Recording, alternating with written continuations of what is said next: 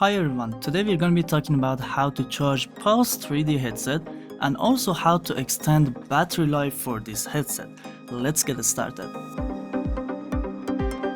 There are just a few tips for charging this headset which I'm going to show you how to do them. The main reason that you can damage your headset battery is to charge it with wrong input. In user guide you can see input power rating for this headset is 5 volt and about 650 milliamperes. If you don't know what these numbers are, don't worry. It's also good to know this headset charges slowly but it increases the battery life. So you can charge your headset by connecting it to any USB 2, USB 3, USB 3.1 port on your PC or your console, or even on your TV or any other device that you have in your house. But if you want to charge it with phone adapter, make sure that your phone adapter is 5 volt and 1 ampere, because if you charge it with fast charges like 9 volt or 12 volt, it will damage your battery so fast. You can charge it with power bank as well, but you need to make sure to not connect it to a fast charge port. So far you learned how to charge it, now it's time to learn how to increase battery life duration. The first thing is to not leave your headset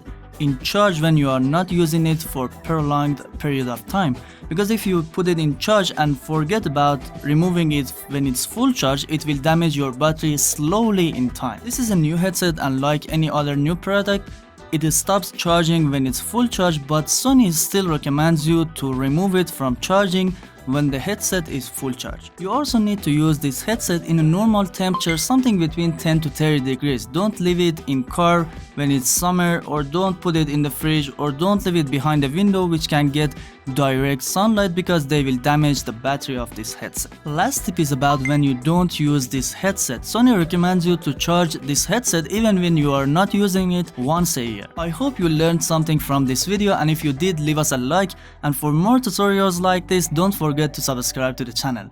I'll catch you in next video.